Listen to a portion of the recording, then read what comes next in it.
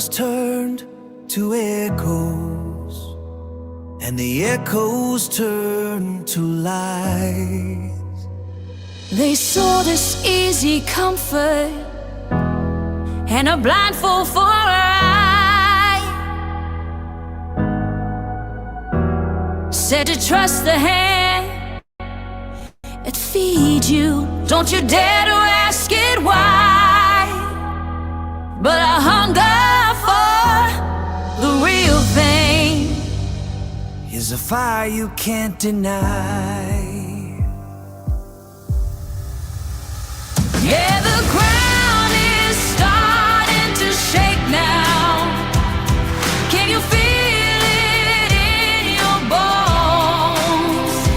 We will not be fools again. We will rise up from the dust, searching for the truth and justice, forging unity from trust.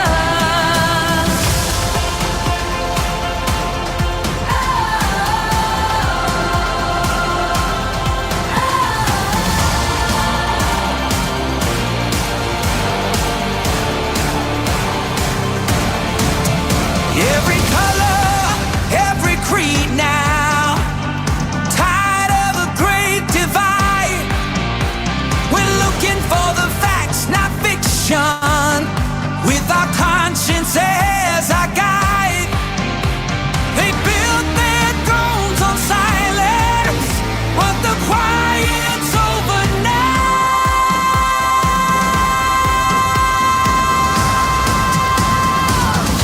We will not be fools again. We will rise up from the dust, searching for the truth and justice, forging unity from trust.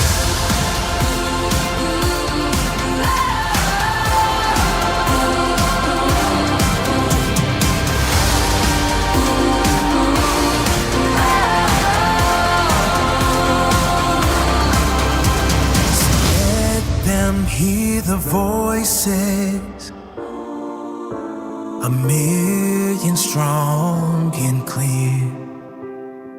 The age of make-believe is over. The reckoning is here. We will not be fools. We will rise for justice and for truth. We will not be fools. Brian is innocent. Brian has been essentially convicted in the media. He has a right to have this information withheld, brought out in public, so that people can see it's not this neat little package. So people can start to wonder if Brian's innocent. Your Honor, Brian is innocent. So if I talk about things that are in the affidavit, and if I talk about things that we're seeking that the state wants to hide, I think that's fair game for the public to hear.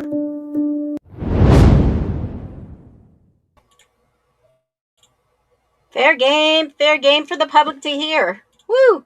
Happy Sunday evening, folks. Just can't stay away.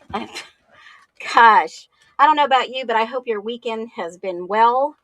And, Sunday night, the 19th of April, I got a bunch of people sick in my house, and boy, I needed a break. So here I am in my own little private Arizona. Hello and welcome in, everyone. I'm your host, Phoenix. This is Phoenix Talks, and we are going to be having a little bit of Sunday fun. Are you all up for that? If you are up for some Sunday fun, drop it below. I'm going to do a little banter, all right, since it's Sunday night, make sure you got your snacks, you got your drinks. Make sure, let me ask you something before we dive on in. If you hear an unresponsive person at 11 a.m., are you thinking hungover, passed out, or something way worse? So, A, hungover, B, passed out, C, something way worse. drop it below, because we are going to be talking about, ding, ding, ding, the new interviews that came out with the Sigma Chi Frats. Have anybody been able to listen to those? It is absolutely wild. The information that we are getting from this is freaking, I don't know, folks. I don't know about you, but this is very concerning to me. Very concerning. You know, it's always one thing that when you hear something or you see something, you say something. These people didn't do anything. Nothing. Not one of the frats said, "Oh my gosh, maybe these people need some help." They were in some chat rooms talking about everything going on. What is wrong with these people? Seriously. I I just I'm dumbfounded. Totally dumbfounded. When I think about this, I think, how could somebody do this to another human being? Ignore the emergency response that this person needed? What were they thinking? I don't think they were thinking. I think they had other people telling them what to do. Obviously. Welcome in, everyone. I'm going to welcome you in. We'll get started. Good evening, everyone. Good evening, Lulu Bell, Patty, Rebecca, Allison, Nora the Explorer. What are you guys doing this Sunday? Are you just hanging out? Hello, Dina, Julie, Patty. Everyone jump in if you can. Yeah, one. C. I hear you. Fun and C. I don't know how they slept. I don't know. I don't even know. I can't even explain it. I'm a dumbfounded for words, and I usually don't get to that point, or frustrated. I mean, what did these parents think? What did these parents think? I mean, let's talk about that. Tonight, we're not just going to read and watch the transcript. We're going to pull it apart piece by piece, because sometimes the truth is not what people say, it's what the investigators ask. And that is what we are talking about tonight. It's what the investigators ask. And these investigators were asking the questions like motive, money. They had an agenda. I'm going to put this up on the screen. Let's dive into it. This is going to throw you guys. It gave me a fireball moment. How can they look themselves in the mirror? I agree. So inhuman, they have to live with the karma. They do. How can they sleep at night? Well, maybe that's why they need a couple $100,000 to go and bury their sorrows in other things. I don't know. I'm just saying. I mean, what do you think? Do you think that where are they today? That's the question that I have. Where in the hell are these people today? I know a lot of them don't even live in Idaho anymore. They probably just booked it out of there. But you know what? In Idaho, you commit murder, it's forever. They can charge you at any time. They'll hunt you down. Did you guys? I'm going to drop a fireball. And forgive me, I forgot to load my fireball video. I'll just have to do, hold on a minute.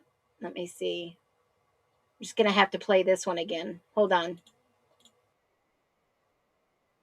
It's innocent.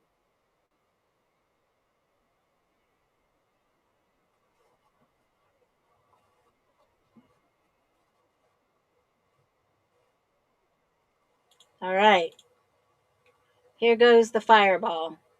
Dang it. When I want it to work, it won't work. And when I don't want it to work, it works. I'm Talk about things that we're seeking. Of my fireball moment. I hate I that. think that's fair game for the public to hear.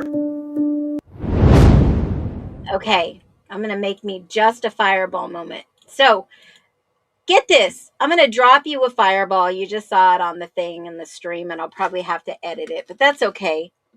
Did you know, yes, folks, Did you know that the sheath, per Christopher Whitcomb's new book, that sheath that was in Maddie's room was not found on the bed? It was found on the floor. It was found on the floor. And here is the proof. I have been digging through this, and now I know that I was right on the 4 brothers that I was looking at. Ah! I love it. Follow your gut instinct, folks. Listen to what his excerpt says in the book. This is copyrighted. He says, it was traced to 4 brothers, none of them who were named Koberger. He does not mention a potentially catastrophic chain of custody issues or the fact that handwritten Idaho State Police evidence retains forms notes. The sheath was found not on the bed, but on the floor. You mean next to the guy that we see in Maddie's bedroom lights? The dead guy or the injured guy, perhaps? Is that true? The fact of the handwritten Idaho State Police evidence retention forms. I have not seen those. Remember, I'm the one that put the FOIA in for the Idaho State Police evidence. In the forensics, I should have asked for handwritten evidence forms. It says, the sheath was not found on the bed, but on the floor. On the floor. And then he goes in to say, as this is a plea hearing, not a trial, the prosecution is not bound to present any particular point of evidence, only what they chose to present in their statement at the hearing. There's going to be some more bombshells, because did you know too that the officer, Nunes, and I can go over to Connor's channel, Ethan had a bunch of hair in his hand. Ethan had a bunch of hair in his hand. And he says, the overwhelming forensic evidence of crime scene alteration. Remember, I've talked about this. Somebody altered the crime scene, and cleanup of the house's common spaces, or the highly likely involvement of a second assailant. Okay? I will state for the record, there is no evidence there was any sexual component or sexual assault on any of the victims. Thompson did not address the fact that Ethan's naked body was covered with a blanket sometime after he was dead. Yes, guys, there are some bombshells. The evidence notes. Listen to this. I'm going to put it up here on the screen. Let me take my little mug off of there. I'm going to take your words off of there. Thompson does not address that the fact that Ethan's naked body was covered with a blanket sometime after he was dead. He does not divulge evidence showing that despite a trail of blood from Maddie's room on the 3rd floor to Xana's on the 2nd, not a drop was found in bed where Ethan supposedly died at the hands of the lone offender. There is no mention that a clump of hair was discovered in Ethan's closed fist, presumably pulled in a fight with his killer. There is no citation of laboratory evaluation because there was none. The hair, labeled debris, was never examined beyond color and length. And guys, I've been screaming. There was no attempt to identify the source using DNA. Can you believe this shit? Who placed it on the bed? Well, who do you think? Remember when I told you that the guys were in that? Oh my gosh. I'm going to go over to Connor's channel. I'm going to pull it up. I know exactly where it's at. I remember writing this in my notes and saying, what did he just say? Let's go over to Connor. Fireball moments again. I've got to make that video to drop my fireball. This is Connor's YouTube. You can go and hear it for yourself. I've got some video fireball moments. I mean, I could just fill this whole stream for a few hours. So let's go to Noons. He pulls up. If this is the chat and the stream to donate and gift, this is going to be it. This is going to be it, because my astute hearing is going to pay off. Now listen to what Noon says when he goes into the house. This is Connor's channel again. Let me go ahead and put it up on the screen for you. I'm going to pop this down, pop that up, get rid of that, go there, all this freaking technology. Okay, here we go. I'm going to put me up here so you can see that. And it is redacted. Remember, he jumps out of his car. He goes to the house. Where's she at? Yes. Yes, it is huge. Where at? Up here? Up here. You got to call that someone,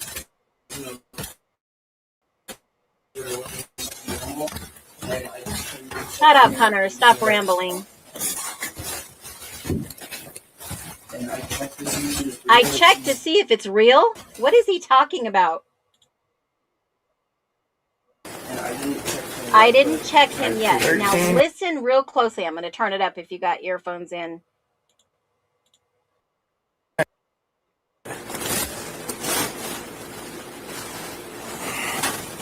Okay, get back. I don't know if they're still in here or not. I grabbed the knife. Listen to what he says. 1370.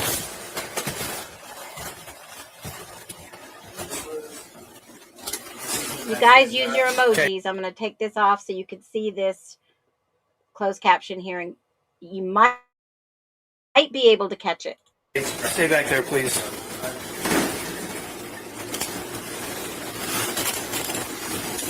Fuck.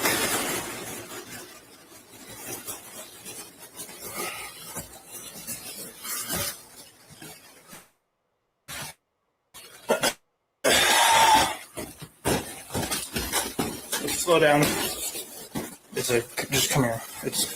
There's two. Fatalities. Fatalities. He says 2 fatalities. Not unconscious. He curses again. This. Oh my God. I just had a light bulb fireball moment.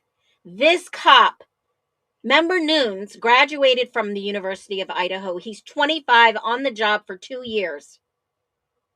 Y'all. God, my southern accent's kicking in from North Carolina when I lived there for millions of years. Listen, Noons has more humanness, compassion in his body in just a few seconds than any of these kids have had. Any of them. These privileged... Oh, God, I'm going to get spicy. I better hold my tongue, because my mama always taught me, if you don't have anything nice to say, don't say anything at all. But some of these kids need a swift kick in the ass. Okay? I went to Catholic school, y'all. Those nuns would slap our hands. They would, oh my God. Sister Perpetua, and Sister Martin, she would drive a key in people's back walking by. If you didn't know the answer, she'd nudge you. Okay? These kids have no ounce of empathy or sympathy. Dude.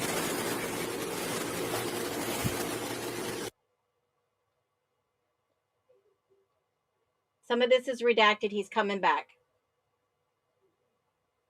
They should have just unredacted this and let it out. They should have just, oh my God.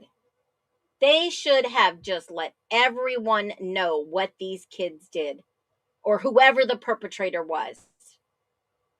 Someone, they're involved. It's a no-brainer, guys.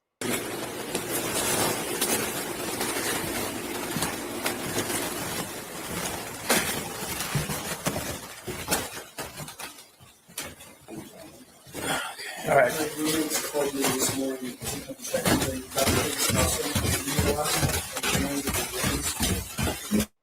There's a moment when one of them says, what does he have in his hands? I remember seeing it. I don't remember exactly where, but I know it's out there because I wrote it down. What did he have in his hands? And according to Christopher Whitcomb, there's no mention that a clump of hair was discovered in Ethan's closed fist. So Ethan must have grabbed the killer, pulled this hair out. If he's got a clump of hair, this kid's missing hair somewhere. Was it long? Was it maybe Villa's hair that had the bump on his head? Whose hair was it? Whose hair? They didn't test the DNA. There was no attempt to identify the source of DNA. It was labeled as debris. Yes, folks. And what I just told you to, and he says that the knife sheath, there was no mention that this knife sheath was on the ground, not the bed. What else was on the ground? That freaking body that was in Maddie Mogan's bedroom light bulb pictures. Didn't Xana have a clump of hair taken out? It could have been. I've heard it was long hair. That's why I said, is it Xana's? Did they get in a fight? Was he spending the night in the spare bedroom? That's why it was covered up. It's later on in the video. Okay, let me see. When he goes back in.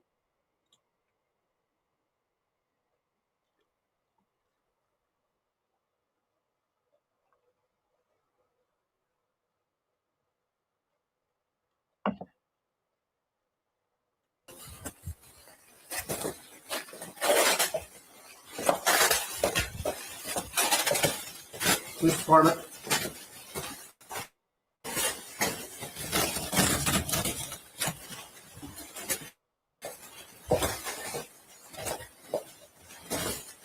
When the other officer arrives and goes in with him. Okay, I'm going now.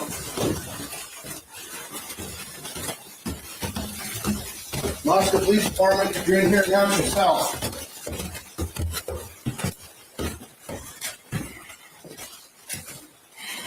Moscow Police Department.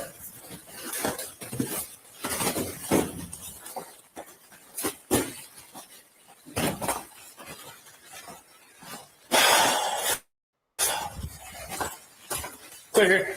Going up. There. So hold on a minute. He's saying it's when another officer goes in with him. Is it Gunderson that goes in with him? It's got to be Gunderson.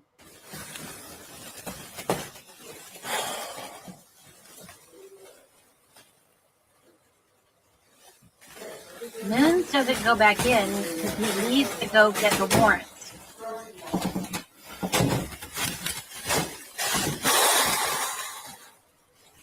It's around the part where the bathrooms are. Okay, hold on a second. That's the third floor. This is the second floor.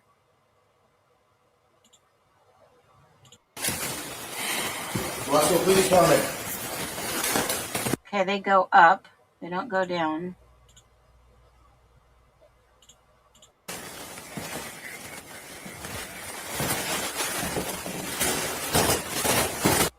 I highly doubt that. If you know anything about American natives, they wear their hair in ponytails or they pin it up.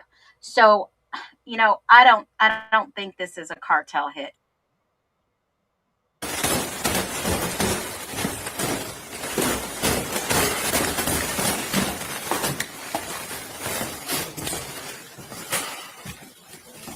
There's Gunderson. He's walking through with evidence on his phone.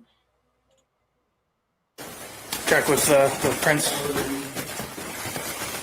Anyways, there are dots on these doors. I know we talked about this before, but there are these little, let me pull through it. There are these little guides to let people know what room people are located in. It's right here.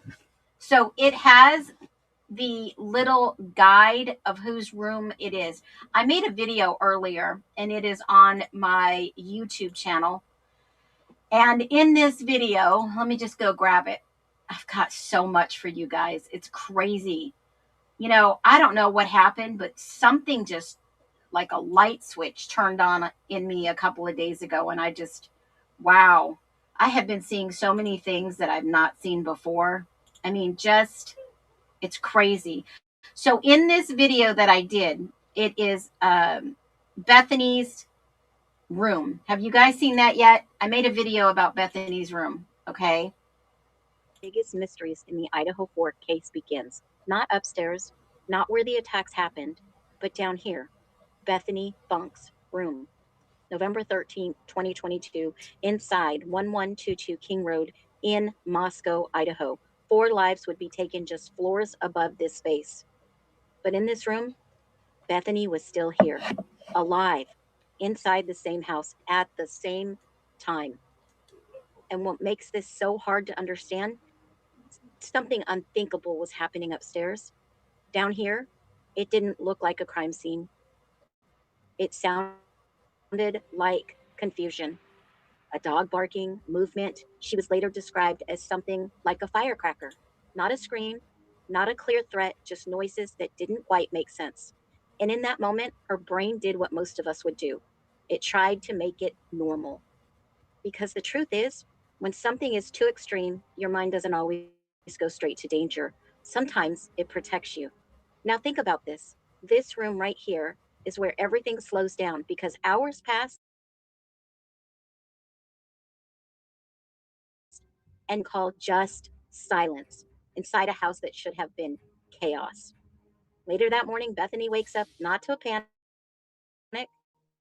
but to something completely ordinary. Let that sink in, because while the truth was already inside this house, it hadn't reached this room. Eventually, the silence becomes too much. Calls to others go unanswered, something isn't right, and when everything begins to unravel, 8 hours later, by the time the 911 is called, in this room becomes one of the most important places in the entire case, not because of what happened in it, but because of what didn't.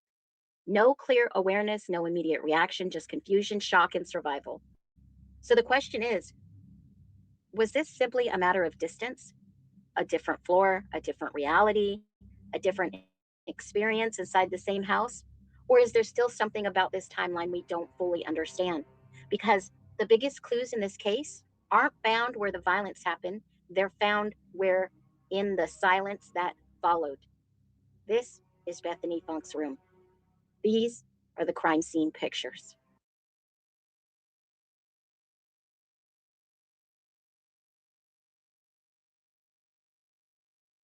Door. If her door was shut and this door was open, definitely she probably saw that it fell down and someone cleaned all this up. Period. This is 1122 biggest mystery, and it may be one of the most important pieces of the Idaho 4 mystery. What could or couldn't actually be heard in this room?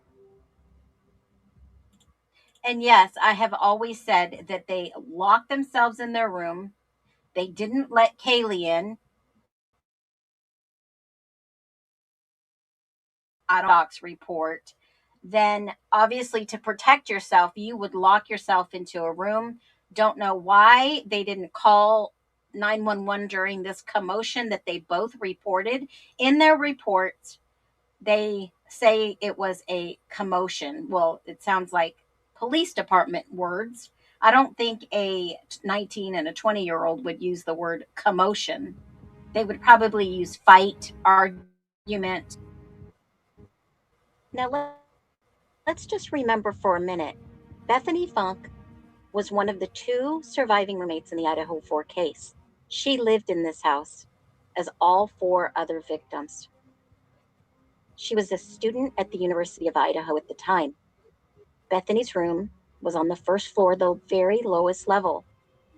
The murders occurred on the 2nd and 3rd floors. See, per her statement, she heard a dog barking.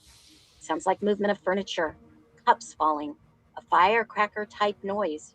She didn't immediately recognize this as a murder.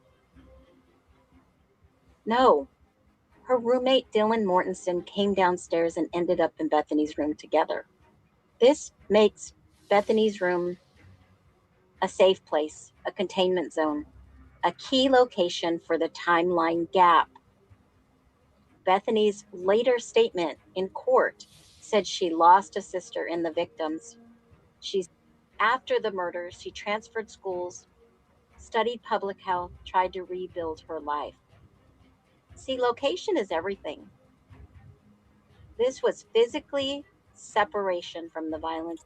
Okay, see this little dot on the door that they have blocked out? I have tried over and over to enlarge this, and I have just had no luck seeing what the name on the door is. If anybody knows what the name on that door is, I believe this is Bethany's room. This is the hat she's been in before. She's got her shoes with the blue on the back. This is indeed where Bethany's room was. What did she hear? At what point does a noise become a threat? And Dylan, of course, joined Bethany per the court records. They stay inside. They redacted in some, but not the others. Survivors isolated. Will something unthinkable already happen? Well, Dina, it wasn't only in this room. I made another video and you can clearly see some of the details. I'll get to it in a minute. If you hear strange noises at 4 a.m., what would you do?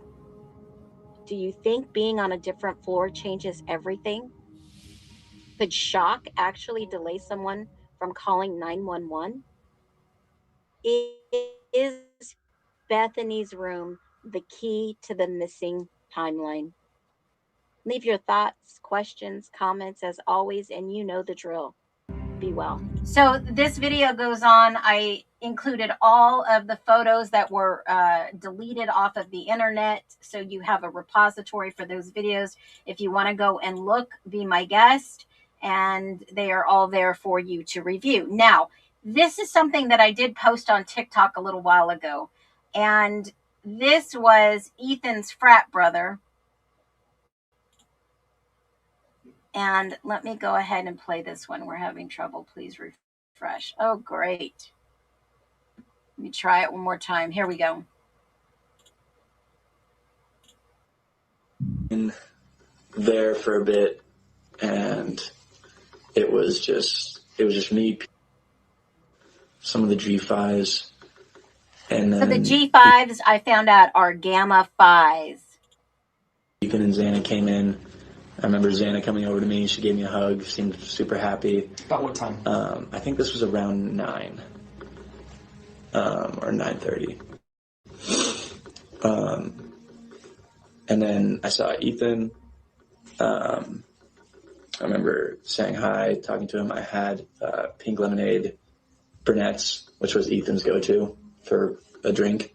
So I remember. So he says it was Ethan's go-to, the pink lemonade. But if you notice, right here on the spare room that had Ethan's golf clubs and a bunch of other stuff of Ethan's, his possibly jacket, shoes, etc. Pink lemonade brunettes. What is that?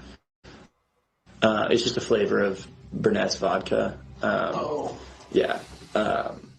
And it was his favorite because it was like $15. Where did he get that at? He would just get it from other people. Just somebody that was 21 in the house that could go buy liquor? Yeah, someone or another friend in another house. It didn't really matter. He'd just text someone and say, hey, you going on an alk run? And they'd say, yeah, what do you want? Okay. And he'd get it. Okay. And what was the drink? Pink lemonade brunettes. Pink lemonade flavored brunettes.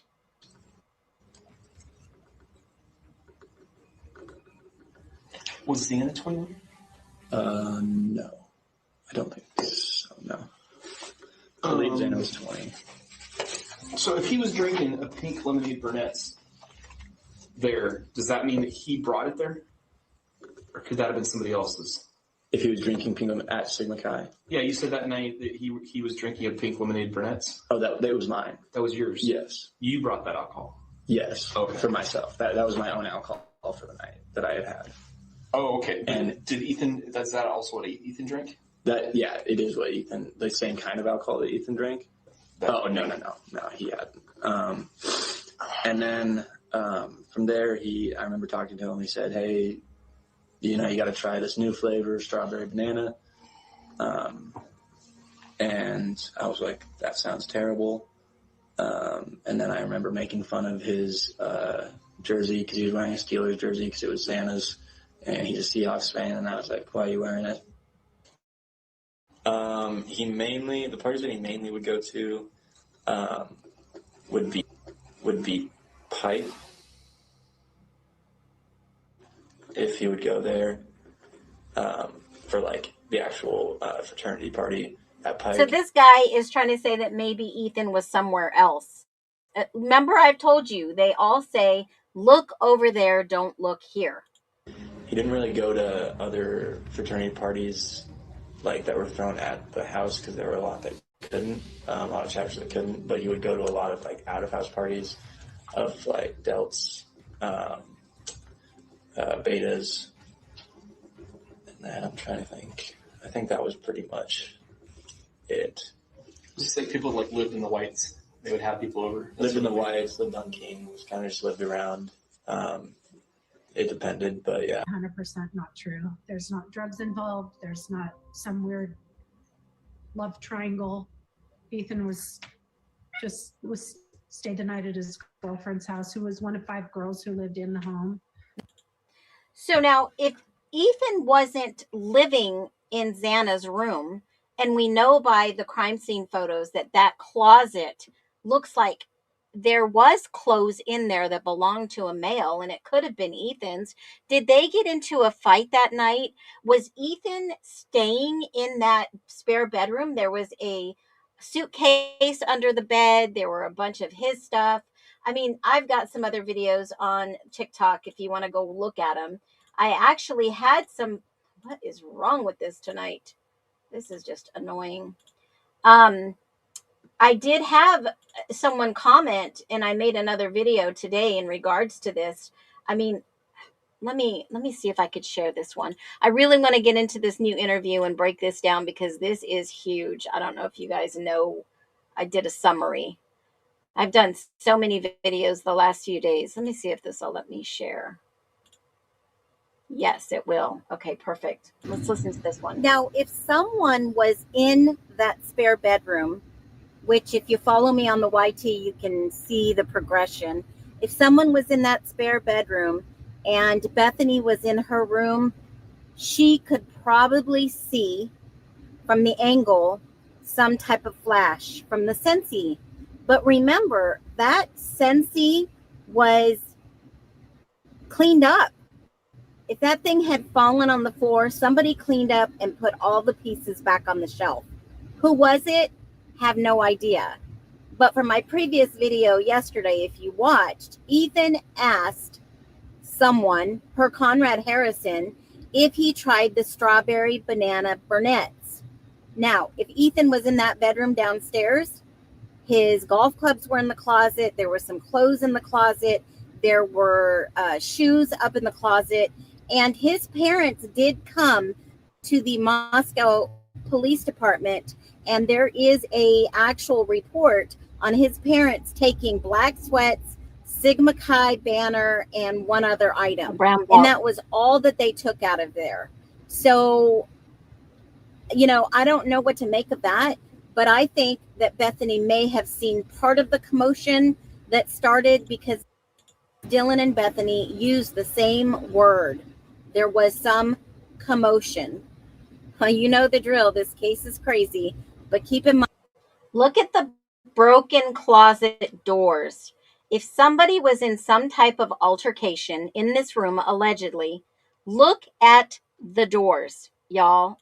You can't make this up. Someone knocked over the Sensi. Someone knocked over these doors. And guess what else was asked for? I didn't throw this in the video. I was going to hold this back. And that book is coming out and we might have answers. And in the first chapter, it's labeled. All right, so you guys know the rest. It's just talking a little bit about the book coming out. But let me show you this. In fact, in February 2nd of 2023, Ann Taylor, obviously Koberger's defense counsel, asked for, yeah, I saw that on the treadmill, asked for DM belonging and another unidentified female. So this female was not Bethany. It was another unidentified female. Okay? So allegedly, that unidentified female is the person that they were looking for Adidas black and white short sleeve shirt, t-shirt, size small. They were looking for in the spare bedroom a girl's Adidas black and white short sleeve shirt, t-shirt, small, and the unidentified female's jacket, green and pink coat, which you see in this video right here. Hold on a minute. Let me go back a little. Let me see if I can pull it up.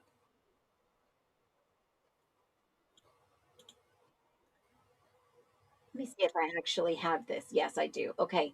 So you can see this, the black in the jacket, obviously that was the coat that had blood on it. Yes, that was inside of the tote that Ann Taylor wanted some of these items. So there was a small shirt that was a t-shirt. And was there another girl in the room, an unidentified female? Absolutely. So they asked for these items to be placed in a cardboard box and set aside. And then they finally got the court order so they can go and test these items. Now, when you see this, somebody's asking what's by the treadmill. Let me go back. Let me get the image. And Senor Wazinski, go ahead and tell them what you see by the treadmill. I'll give you the glory. I closed out the picture, so let me grab it real quick. Where'd they go? Shoot. And this is about 2,000 pages long. I closed the photos. Let me see. Who was in Bethany's room? If that was the sweat, the jersey that Xana was wearing, because remember, she would interchange those jerseys. She would wear both jerseys if they both were her, and she would let other people use it. So I'm going to have to open all these. I'll put the treadmill picture up there. Hold on. Let me grab the photo dump.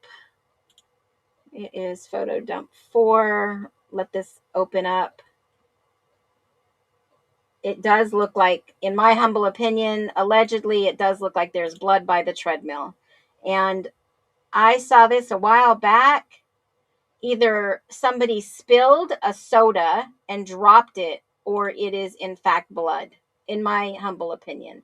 I am no expert, and it does look like that's what it looks like to me. So what did you think it was, Senor?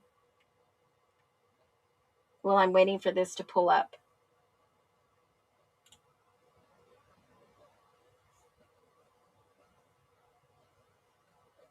What was it?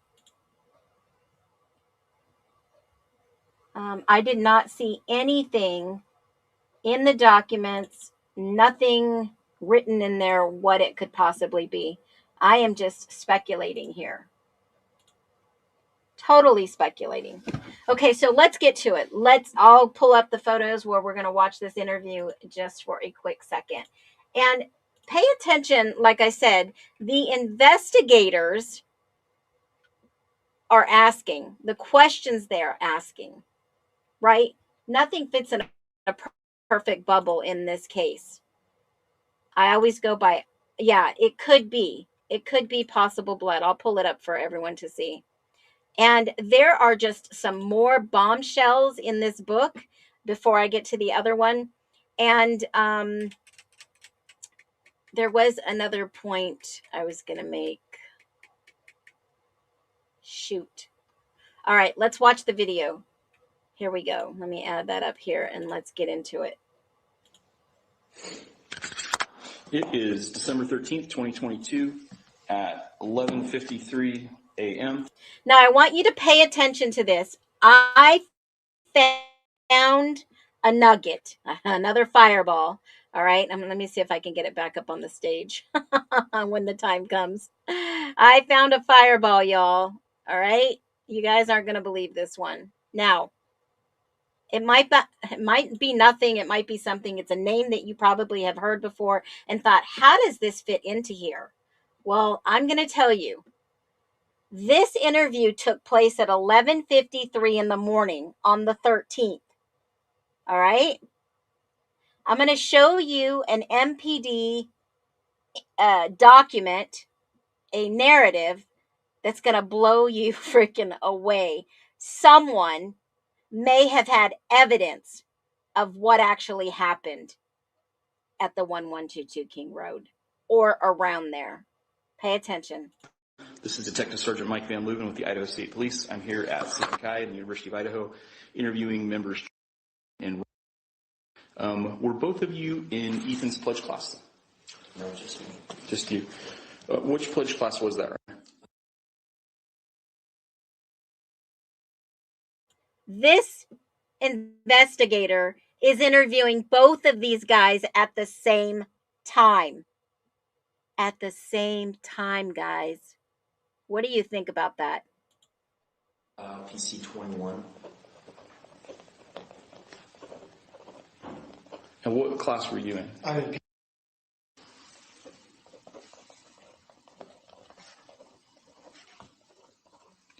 So this is going to be a little disjointed just because I'm going to be asking you both the same questions, but you're going to have different answers. So I'll try to keep track of this. So let's start with you first.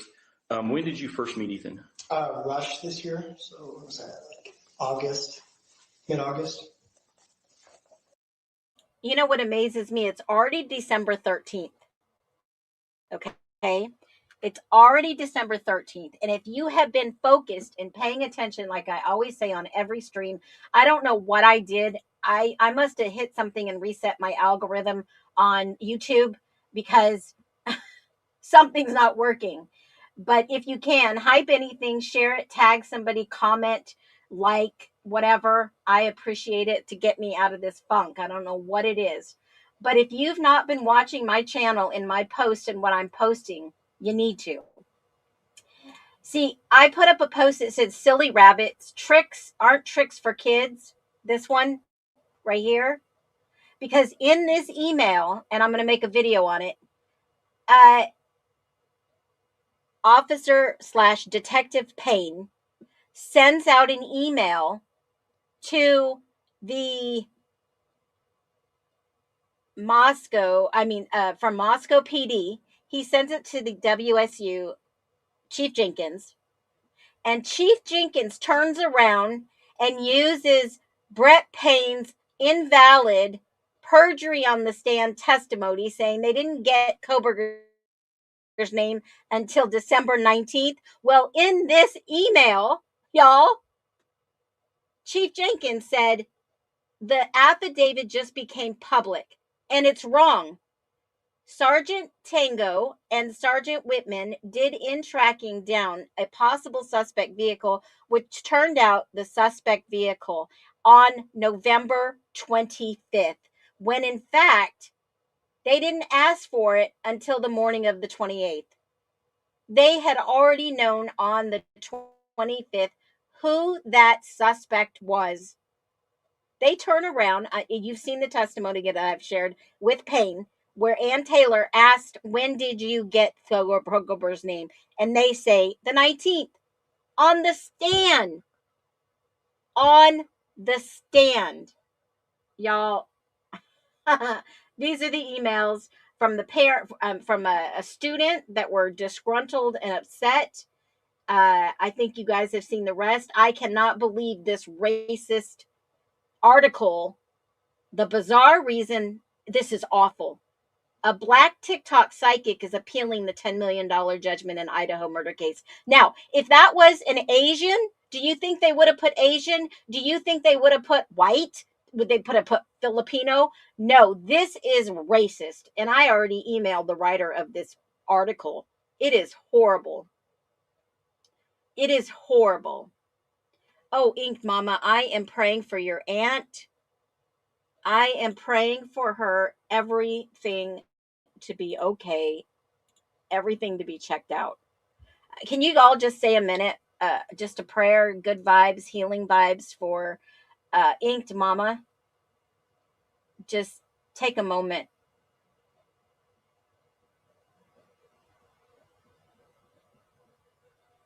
I love our community, and that's what we're here for. That's what we're here for. To love on each other, especially when needed. So let's go back to the interview because I just wanted to give you a preamble of some of the things that you're going to see here. That is wild. Absolutely wild. Let me get over to this interview. Our heart goes out to you.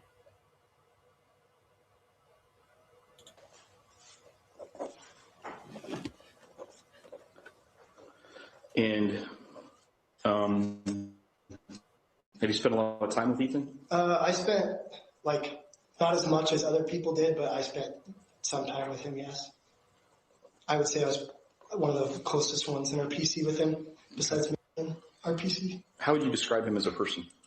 Energetic, fun, always happy.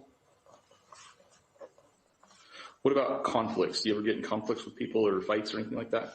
Never. If it was over Venmo money just for him, not paying after a meal or something. Okay, so let me I just have to interject. I'm gonna, because these interviews, they're doing two people at once. Is that proper protocol? Do we have any detectives in here that can validate that that is not proper protocol?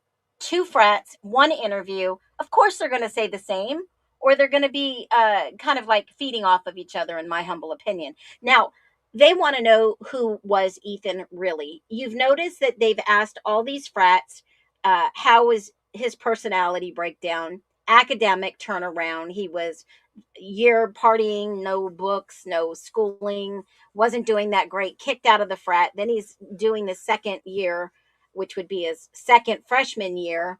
And now his parents had to get him an apartment. And now, for some reason, where was Ethan's apartment? Was Ethan living at the 1122 to save them money? Did Ethan Chapin's parents, did they kind of stop supporting him when he failed his classes, when he was partying too much? Did Ethan have a problem? Okay. Okay, Senor Wazowski. No, 15 years retired, BC PD, never done that. Is that Boston? BC. What is BC? Yeah, it's crazy. It is wild. So, I mean, think about this for 1 second, guys. They're asking relationship strength questions. Does it sound like someone with enemies or someone living a normal college life? Because I've showed you Venmo receipts from Stacy Chapin. She was sending money to Maisie and Hunter and hardly ever Ethan. Hardly ever Ethan. It's like they disowned him almost. He wasn't getting good grades. He struggled. Where was he getting the Adderall from? There was no prescription. I saw 2 prescriptions in people's rooms. Bethany's room, if you go back and watch the videos that I shared today, there is a prescription in her little stand-up shelf.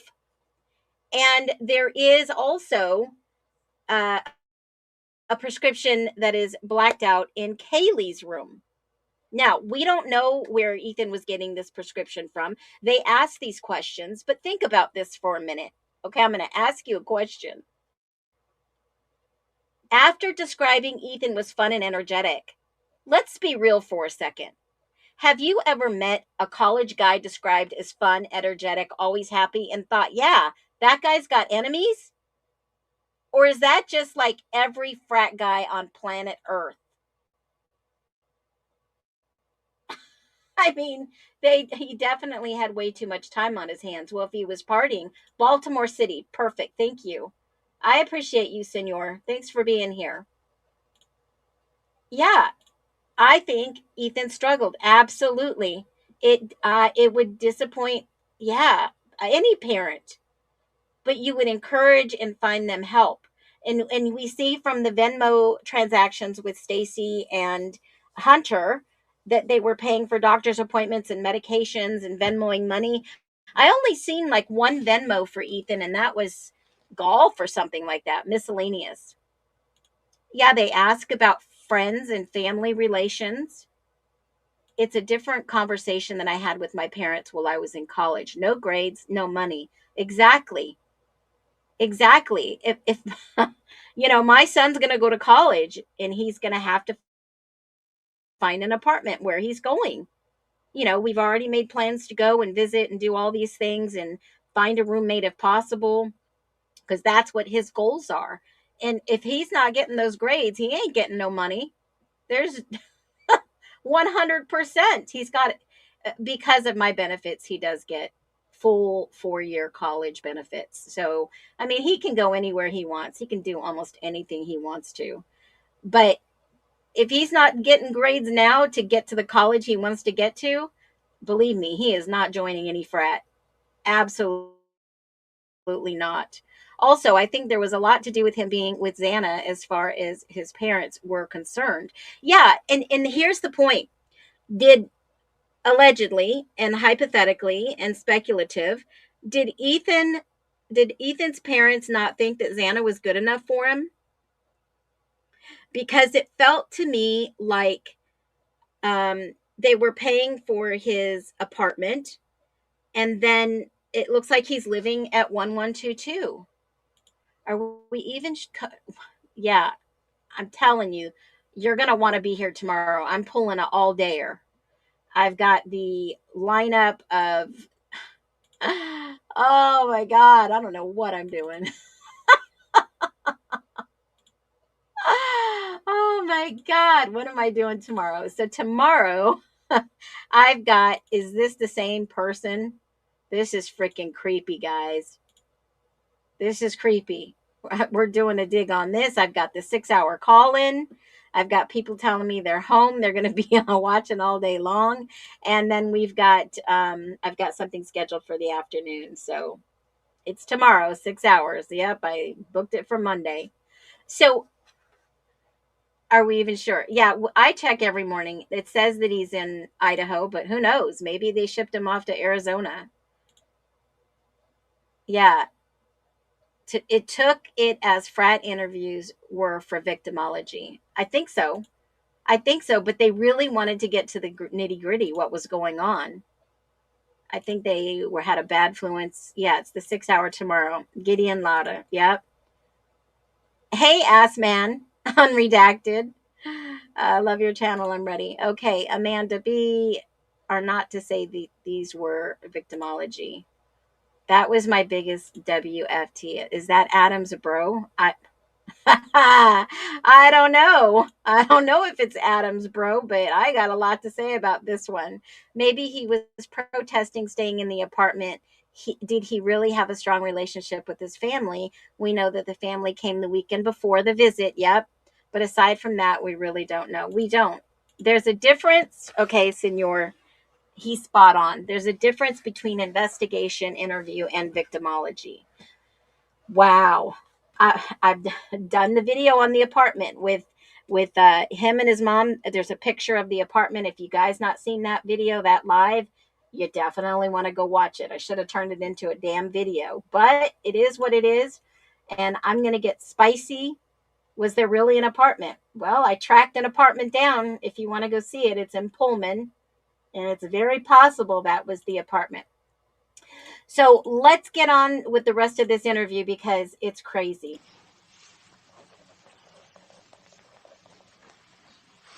Did you know much about his family?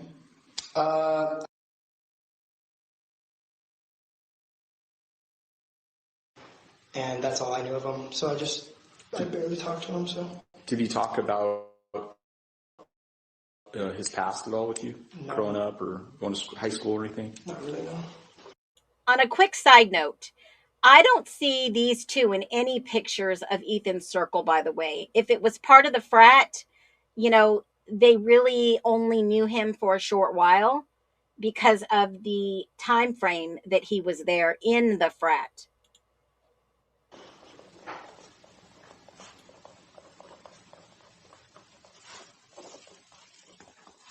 Who would you say is best friend?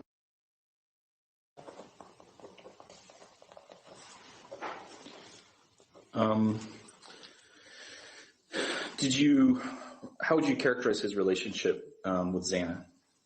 So it was said and rumored, this is speculative, that Ethan's best friend was Kai Davis or Pete.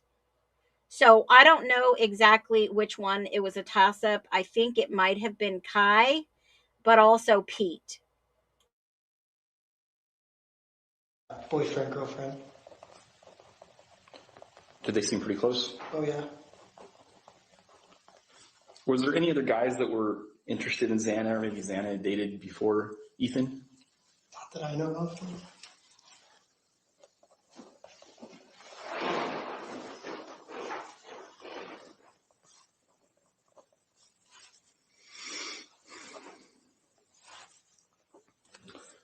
How was Ethan in school as a student?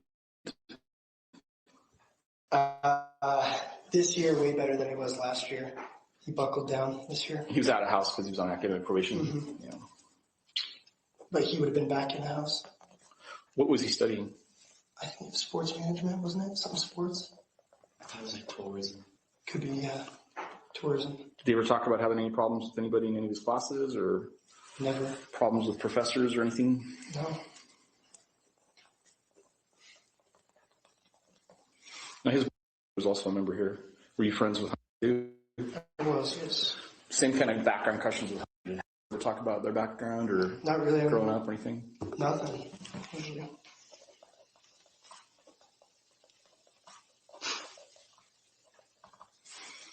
How about money? Did you ever see him having problems with money or buying things that you wondered where the money came from or anything like that?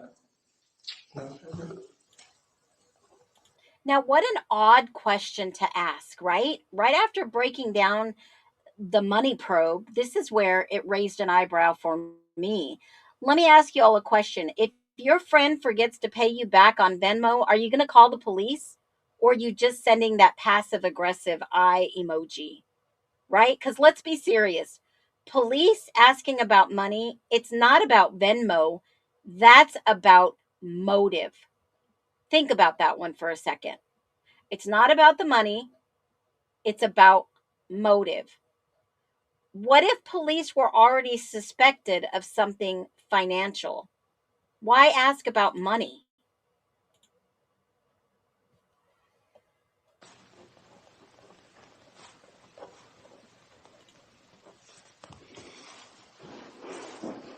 What were some of his hobbies that he liked to do apart from school and Xana? Sports, he liked intramurals. What sports did he play? He played volleyball. What about anything else besides volleyball? Played basketball last year. I think he played basketball last year, but not this year. On an intramural team?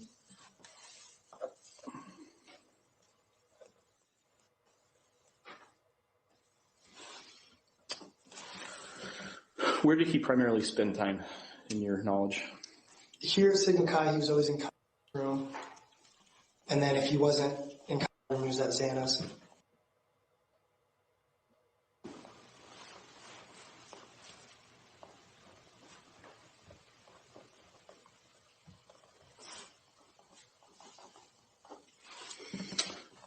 Did he have a job? He did not. During school, he didn't right now, but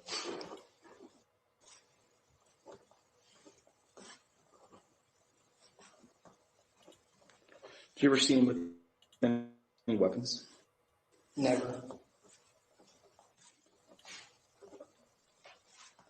Was he particularly religious? Did he attend church services or anything? I don't know. Not that I can recall.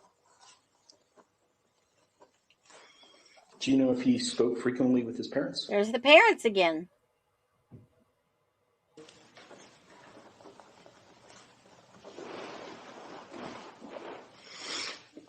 Did he talk about what he was going to do after school was over? Not with me, no.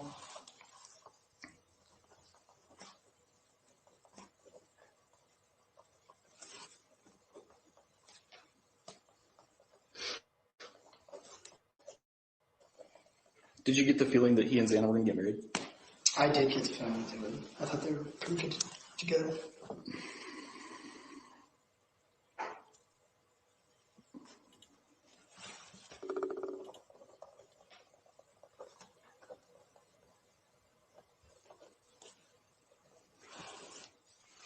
Were you here that night before at the party that was here? Yes.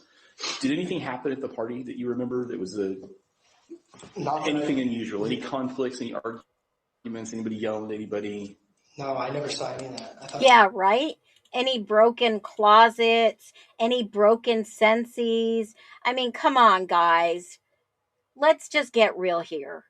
All right? The cops kind of have an idea what happened. Okay, so did you hear any fights and any arguments? Was there a scuffle at the house? Was there, I mean, come on. Great, I mean, but where were you during the party? Where were you during the party? He's asking about the party again. I was on the DJ booth right here. And do you remember where Ethan was during the party? I saw. No, he is interviewing them at Sigma Chi, guys. Okay, he is at Sigma Chi. Once, but that was it. And then I talked to him there, and then never saw him again after that. Okay, so do you have any idea what time he left the party here? Somewhere. What time you weren't there, were you? I don't. Probably like around 1, maybe 12:31.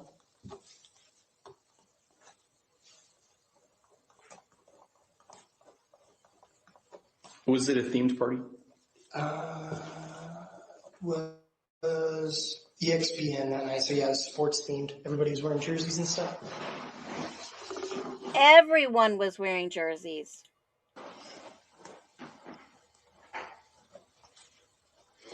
He'd come from a formal, right? Mm-hmm. And it was his had invited him to go. Is that right? Yeah. Where was that at? What house was that at? Theta.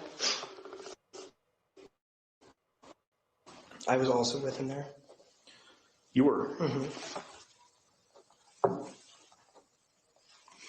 So did he take Xana? No, he took, I think, his sister, I believe. Was that weird for him to go to a Theta formal with? No, they were very close. No, because Xana was a G5, so she wasn't. Okay. So again, did anything weird happen at that party? Any conflicts? Anybody? Never saw anything. No conflicts. Nothing. Anybody out of place? No one out of place. Anybody here at the party out of place? Not that I saw, no.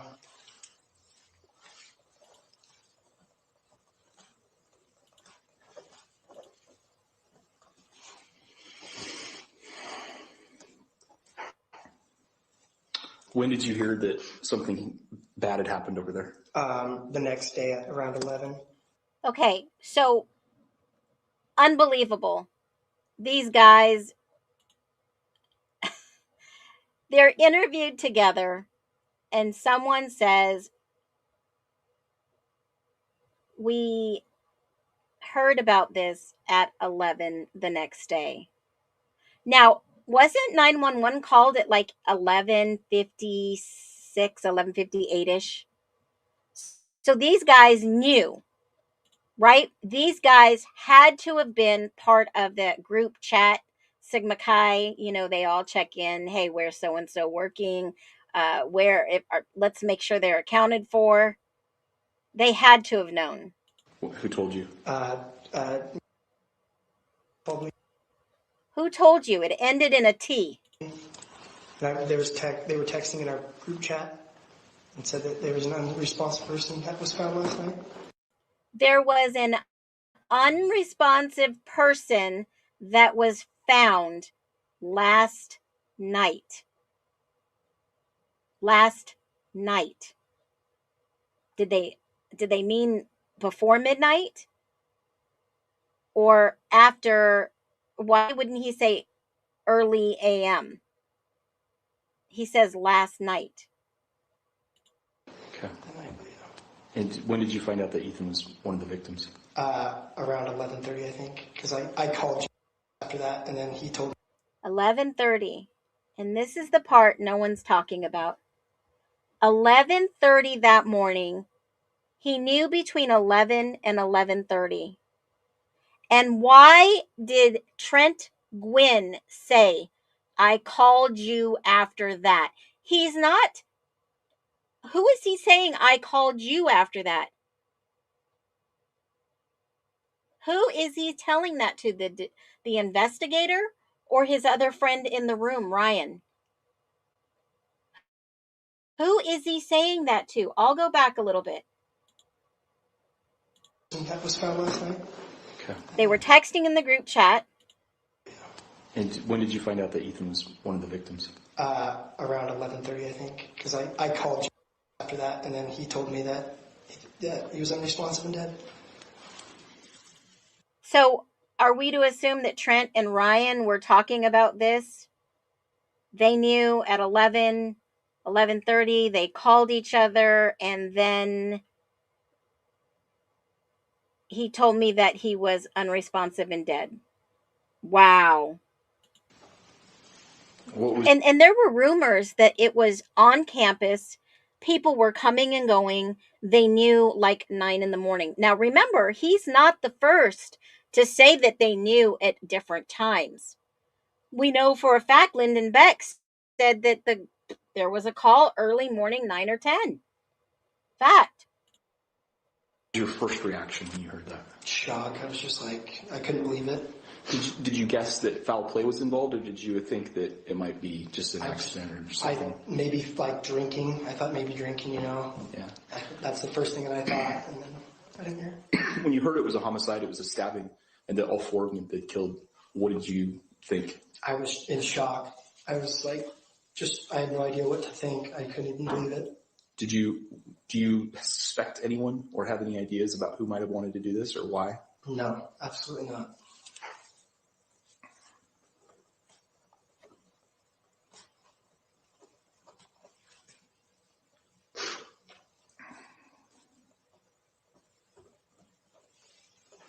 Did you know Maddie and Kaylee?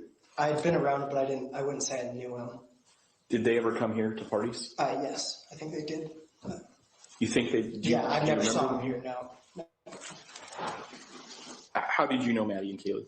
They were roommates with Xana, and I've been over to Xana's, and I've seen them there before.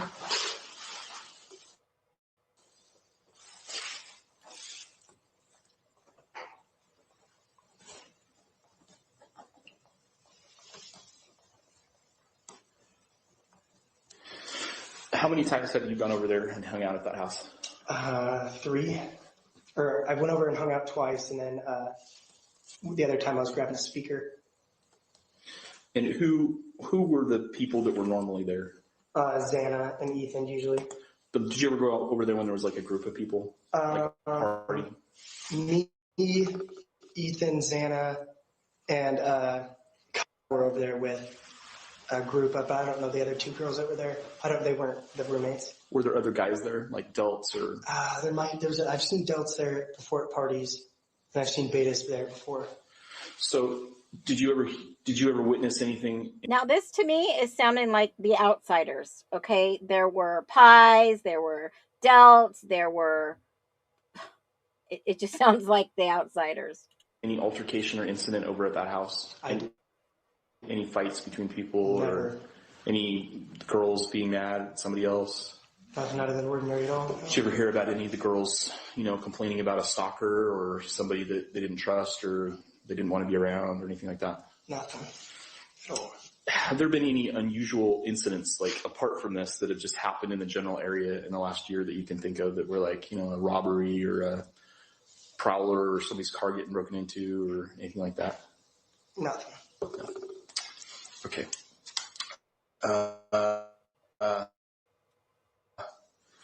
Circle back to Ethan. Is there anything unusual about his past that has happened to him or that he's accomplished that's out of the ordinary that you can think of? Well, just the biggest thing was like him being last year like deficient, and then now he's just like he was academically well. Like started figuring his classes out, was doing better in his classes, was going to be back in the house. Okay, but as far as some past car accident where he was the driver and maybe hurt somebody or something? Nothing. Okay. All right. Hold on one second. Another car accident question. Okay, random. Now this one I can't let go. Who randomly asked, hey, did you ever get in a car accident or hurt someone? That's not small talk, guys. This investigator is very specific in asking all of the frats about this car accident. That's like waking up to someone and saying, hey, have you ever robbed a bank in 2014? Seriously, this car accident question is specific, totally specific. Okay, how about drug use? And again, let me preface this with both of you by saying we don't care about that. So we're just trying to see if he had a connection to another group that may have been responsible for this. So I understand that he used Adderall from time to time, that he vaped, and that there was some cocaine use that was happening over there too. Are you familiar with any of that? I was familiar with the Adderall, but none of the cocaine or... Okay, hold on, guys. Right after the detective asked about cocaine, hold on. Did anyone in this interview say cocaine first? No, it came straight from law enforcement. It's like your mom asking, you're not smoking crack, are you? And you're like, I was just eating cereal, right? I mean, oh my God. They keep asking these same questions. Now, listen to what he said, though. He said the detective asked him, pay attention. How about drug use? And again, let me preface this with both of you by saying we don't care about that. So we're just trying to see if he had a connection to another group that may have been responsible for this. So I understand that he used Adderall from time to time, that he vaped, and that there was vaped Adderall. Did you guys hear that? That he vaped Adderall. That's what it was said. The cop, the investigator, just said Ethan vaped Adderall. cocaine use was happening over there too. And cocaine use was happening over there too. Now, Bethany's the one that said that she knew Xana and Ethan were using Adderall and maybe cocaine. That is the only person that I've heard from so far. Someone else said another frat, but I'm going to go through these interviews again because Bethany is the only one that has ever voiced in her interview and in the documents that maybe he meant vape and Adderall. You can't vape Adderall, correct? That I've never heard of vaping Adderall. But the cop said, he said vaping Adderall, or maybe he meant two different things. I understand that he used Adderall from time to time, that he vaped, and that there was some cocaine use that was happening over there too. Are you familiar with any of that? I was familiar with the Adderall, but none of the cocaine or, yeah. Okay. So, do you know where he got his Adderall from? I do not. Okay. Anything drug related to that house that you can think of that we should know? Nothing. I wouldn't know anything.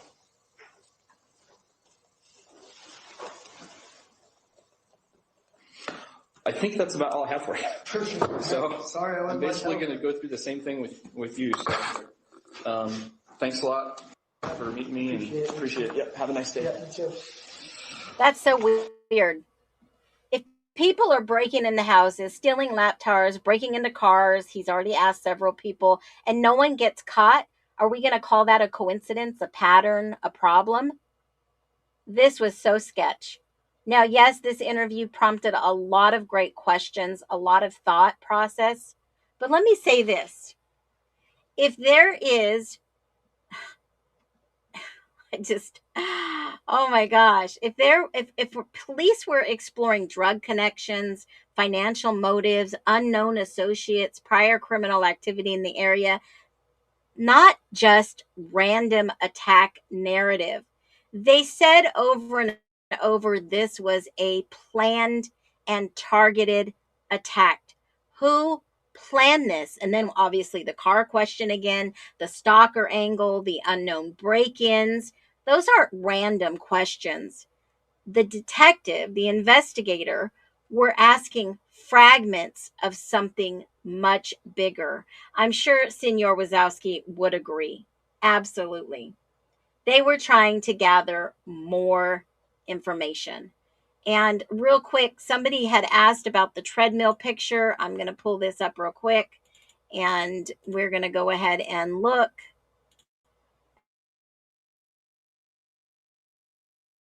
at this. Let me pull it up. And let's see, I'll try to zoom in.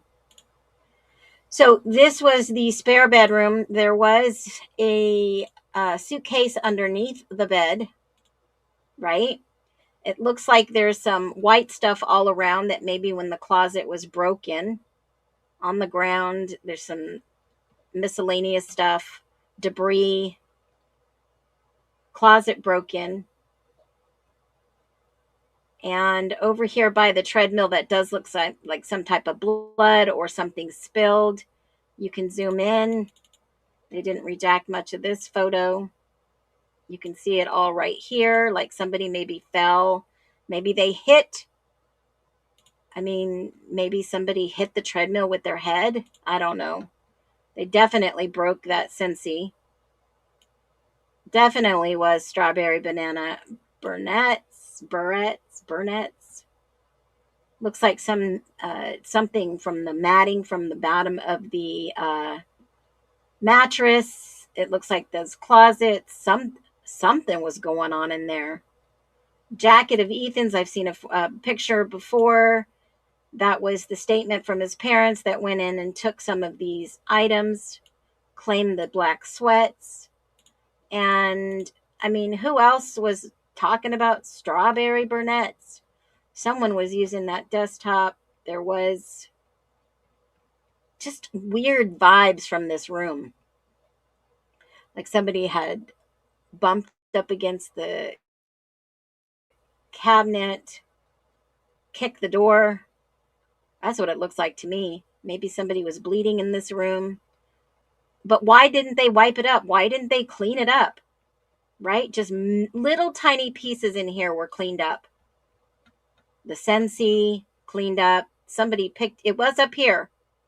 It was up here. So somebody had to pick it up and put it up here. And maybe those fragments on the floor are from that Scentsy.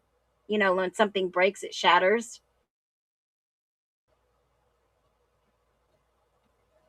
There's a card there. I don't know what that says. I don't know if it's a marker. There's the jackets and things that they took out of here. Golf clubs. Calvin Klein underwear that it was said that Ethan wore. Just some weird stuff. I bet you guys would agree. Just some weird stuff. All this stuff that was from probably the closet or the Scentsy that was broken. I don't even know what that is. Is that a vehicle renew your warranty? Who knows, right? I wish somebody would have left some evidence in here. You know what's interesting? I'm going to show you guys. All right. The boom boom room. That's good. Kaylee had 12 debit cards. Those one. I also, yeah, the Calvin Klein's on the street, but I also saw in Bethany's room, guys, there were Calvin Klein's in Bethany's room, and I will show you. I know everybody's going to say, no, no, no. I'm going to show you there were Calvin Klein's in her bedroom. No joke. Hold on one second. Let's get over there and let me share this one. Let me share this. I saw with my little I Spy eye. I'll get to the picture. Hold on. I did see Calvin Klein's in here, people.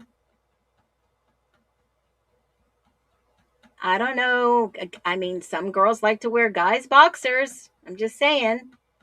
But if it's a woman's pair of Calvin Kleins, I don't know. It just said Calvin Kleins. Let me get there. And somebody asked, where's the little room? This was in the bottom floor, Bethany's room. They redacted it there. There's stuff on the door. It looks like nail polish maybe or something, lipstick. Who knows? Let me get to the little thing where it had Calvin Klein. In the underwear drawer. Who knows? I mean, I know they make boxers for women, but I'm just saying there were no other boxers anywhere or underwear that had Calvin Klein. And I know it's a popular type of brand that people wear. And why are there like bras all over this room? Was somebody doing a panty raid or what? Obviously, there's the Keystone Light there. Let me just see. I believe that is the 43 on this bench, on the chair. And where is, here it is, Calvin Klein's right there in this pile of, who knows, maybe it is a female pair, I don't know. But there they are, Calvin Klein's right there. Mixed underwear, who knows. That green, yeah. I don't know if it's Dylan. Dylan and her mom denied that was not. It's in a report, and they put it on the shelf that he picked up. Who picked up the broken Scentsy? Who picked it up? Was there really blood under? I don't know. I don't know whose necklace. I've been trying to look for all the pictures. Yep, it is wild. Okay, so I'm going to leave you with this tonight. There is a good find. In this interview, I believe one of these guys said, let me grab the MPD file. Hold on. Here it is. All right. I know it's kind of hard to see this, but in this 76 sequence number in the MPD file, this is Lawrence Mowry. Those guys were just interviewed at 11 o'clock in the morning. Well, on the same night, who drinks Keystone? College kids. It's cheap, right? On the same night, it says forensic extraction of A. On December 13th, I was requested to complete a forensic extraction on the iPhone provided by alleged speculation, hypothetical, Jacob, Jakob Alt, otherwise known as Jake Alt. Alt assigned the consent to search form and the device, and it was provided to me by ISP Detective Hugh Powell. The form has been uploaded to the case file. The phone was powered off, and I placed it to the airplane mode to protect any potential evidence on the phone from being removed or remotely deleted. Now, I believe in this interview with these two individuals, these two frats, you guys are absolutely amazing. K.S. Jensen Art, I love you, girlfriend. So 5 people are going to be blessed with memberships tonight. Enjoy them. I put out some member-only content. Now, there's a reason why Lawrence Mowry wrote it this way. He got access to the device, provided a password, worked with them. In examining the iPhone, I first looked for identifiers, indica, and the use of ownership, yada, yada, yada. It showed the user as the individual, yay. And in continuing with my examination of the phone, I made the following changes. Auto lock was turned off. These changes allow the phone and the forensic computer to communicate. What was found on allegedly Jacob Alt's phone? What was found on this phone? No one ever says. What do y'all think that this specific phone was the night after this interview? Do you think anything could have been on the phone of value of what happened that night? I see no iPad of Bethany's pictures. I was going to make a video on this, but I'm just going to tell you. There is an iPad in evidence. Is it Bethany's? Don't know, but no one else had an iPad. That was narrative 27 right here. It's in my notes. All right. So the evidence that was taken on the 18th, that was the 18th, right? Actually, it was the 17th that they took it. Right here. An Apple iPad. I don't think anybody else had iPads. I went all through Kaylee's room. She did not own an iPad. There was a Kindle in her desk. No one else had an iPad. Kaylee was the only one, and I'll pull the document up. She's the only one that had a Kindle. I'll pull it up and I'll show you. Her bedroom is 3. Hold on. Let me go over there. Or is it 4? Hold on. Whoop. Nope. 2. Nope. 1. All right. Here is Kaylee's bedroom. And I'll go right down to the photo. I think it's 16 on my notes. The only thing that Kaylee had in her room was the laptop that was Extreme Networks. There's the little tag on it. And that is the one that they had to get the password from Harvard, guys. Harvard. Remember that. Kaylee did not have any other data, electronics. There's the prescription I was talking about. They took pictures. The only piece of equipment they took from there's the Kindle right here. And they took the speaker out of her room. All right. I know it's hard to remember all this. My daughter wears Calvin Klein's. Yeah, I mean, a lot of girls do buy those boy shorts. That Maori part isn't in the Ada County doc release. No, it's not. No, it's not. We don't even have digital evidence. I have been asking for digital evidence forever. Ever. And so on the 17th, look at what time this report was written. Hold on a minute. That's the 19th. Let me go back to the extraction. And what report did I just say that was?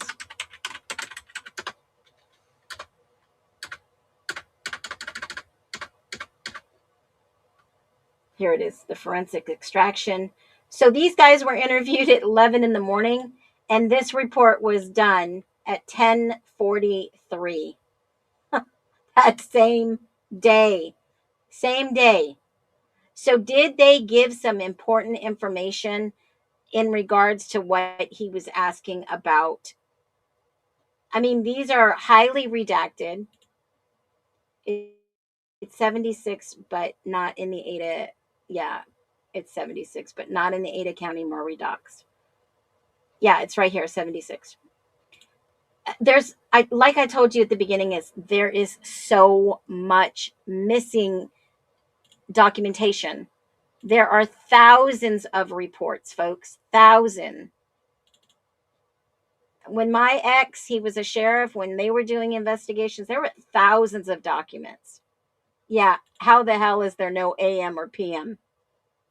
And the investigator only states it in these redacted audio. That's it. There's no time on these documents that makes sense. 10:43, 11. Remember, they use military time, so this was 10:43 in the morning then. It had to have been. On December 13th, okay, so who is this Jacob Alt? I don't know why I said Alt. Who is Jacob? Does anybody know who that is? I mean, he goes by Jake.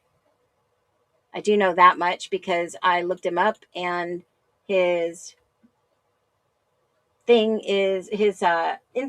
is on private. Jake Alt. Now he says he's a student of architecture at U of I. Now was there a JA on the suspect or involved list? Let me pull that up. I don't think so. I remember, but I can't remember everything. Let me see. JD, no, I don't see a JA. And he wasn't even on the witness list. I don't see anybody on this list. But I did find something very interesting. Isn't he the guy that was with Echo Shield? Isn't he in fact the guy that was in Texas where Kaylee was going to move to? Wasn't she doing marketing for that company?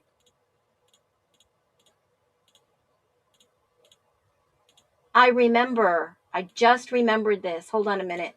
Jake CKOB. It's JAKOB Alt ALT. Jacob Alt. I remember Echo Shield.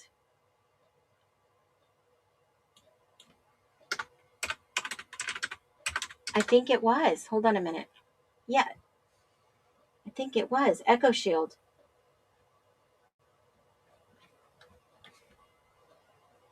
Hold on a minute. Yeah, I've got some pictures. This one. Let me see if I can put it on the stage. Hold on. Yeah, well, I kind of knew that one he's not on the witness list. No, he's not. But I put that connection together a little while ago. It's all speculation and alleged. But this is the company that came up. Hold on. Why is this not letting me share my screen? This company,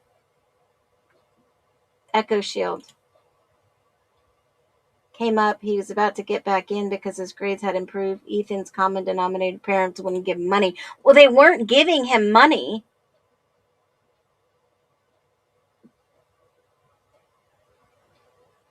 They weren't giving him money on the Venmo. They were giving money to Hunter and Maisie. I mean, the transactions are in a video that I did a while back, but this was that Jake guy with Echo Shield. Hold on, I got some pictures in my repository.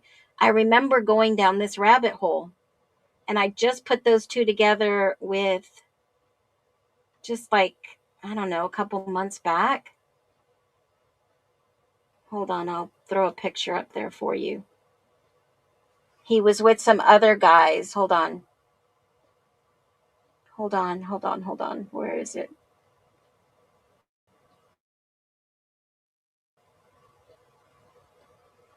This is, I think he was partying with the guys. Hold on a minute. There was something about Echo Shield.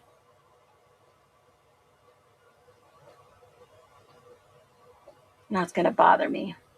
Did I do a video? Hold on. I think I did a video.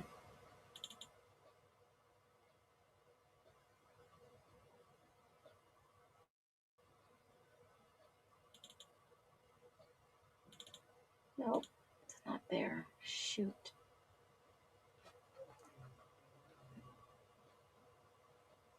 I know somebody has talked about him before too. Where is it? Boy, I got so much for you guys. Tomorrow is going to be wild. Here it is. Jack Showalter. Jack Showalter had a picture of him and Jake Alt. I don't know. Now, the connection is with Echo Shield is a bunch of the frats started this company, and I don't know, they partnered with perhaps some people in Texas, and he is like part owners. There's like 5 owners. Here's the other picture I was talking about.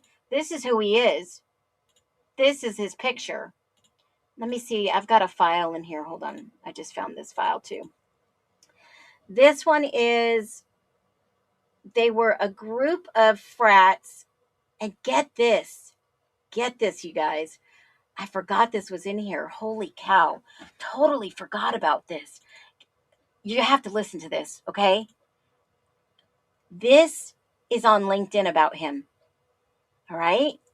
And he was at the, no, it's not the team real estate guy. No. This is the guy who they say is,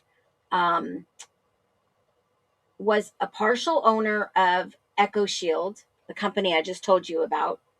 And on his LinkedIn, okay, he goes by Jake. It's Jacob Alt. Hold on a minute. Let me pull it back up. Dang it.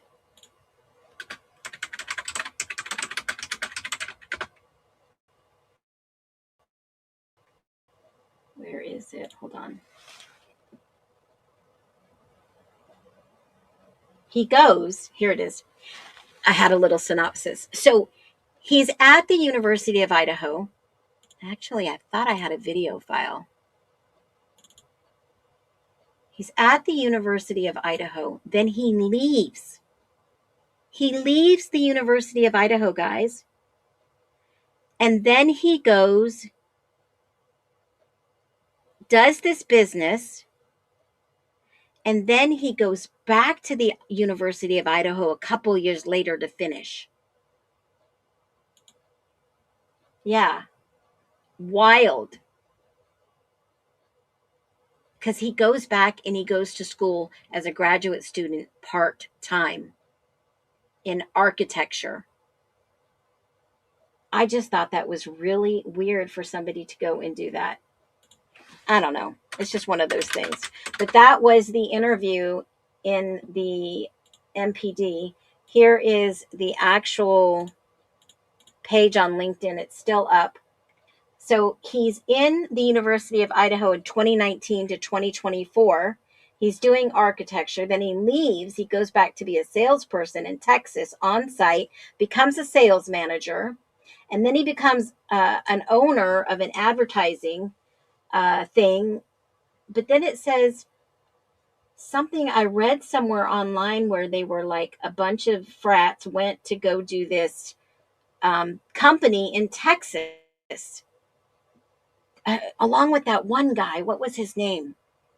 I showed up a couple weeks ago. Just really super weird.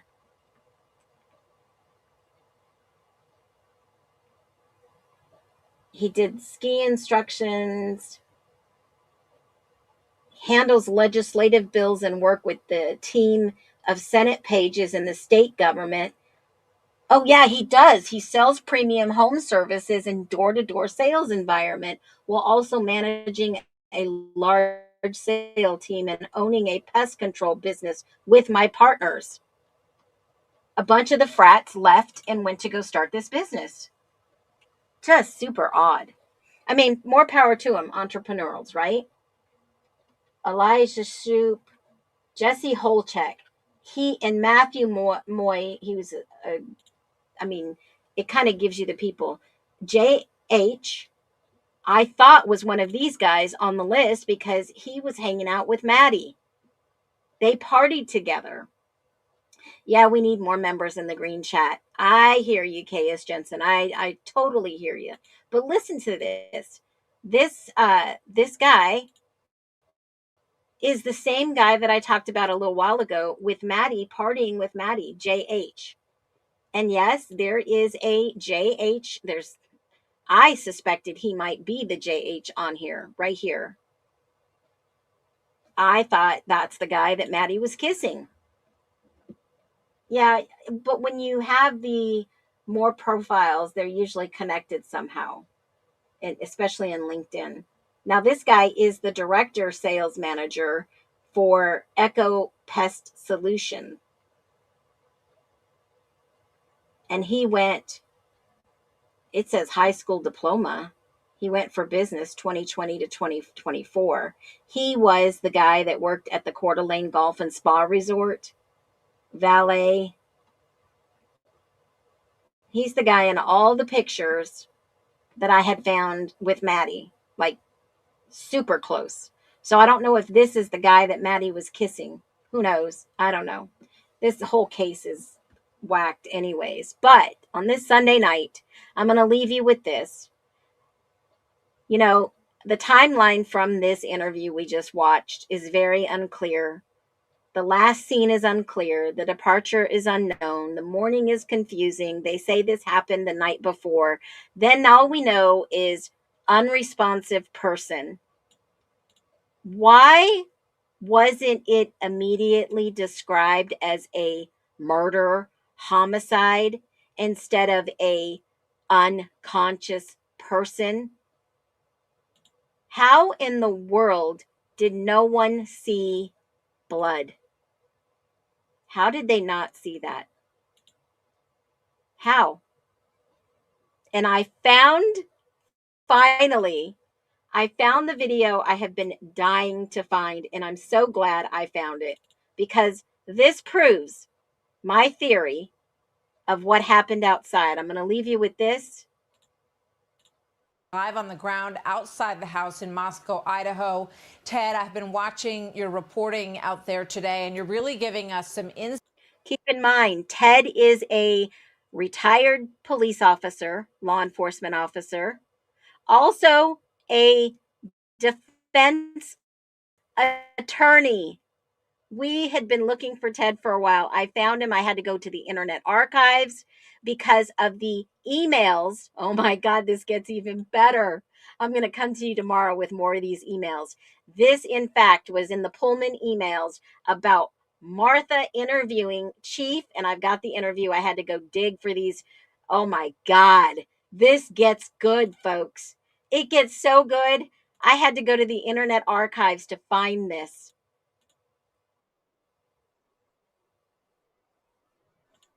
Let me get this back up on stage. This is absolutely an amazing video. Are blocked off, and what kind of work they're doing there right now. What can you tell us, Ted? Well, I can tell you that in the last few minutes, Martha, there's been some developments here where law enforcement is here on the crime scene, and they are blocking off the crime scene. What they're doing at the crime scene here is that they are broadening the crime scene. There's crime scenes tape up around the home, and what we're now finding is that part of the parking lot itself is being broadened off as part of the crime scene. How many times did he say crime scene? I love him.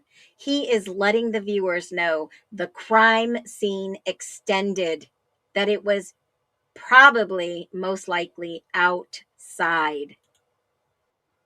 Now, earlier I had spoken about the area of the crime scene. This was November 21st, 2022. That the leaves and everything back here were rather undisturbed. And I spoke about the fact that the killer or killers very well could have come out of what we have as a rear door back here. We don't really know that they did, but if they did, and if they wanted to get rid of their weapon, the knife that was used to kill these four young people, they could have dumped that knife anywhere back here. So I would have to believe at some stage or another, law enforcement is going to perform a grid search of this area just to clear it.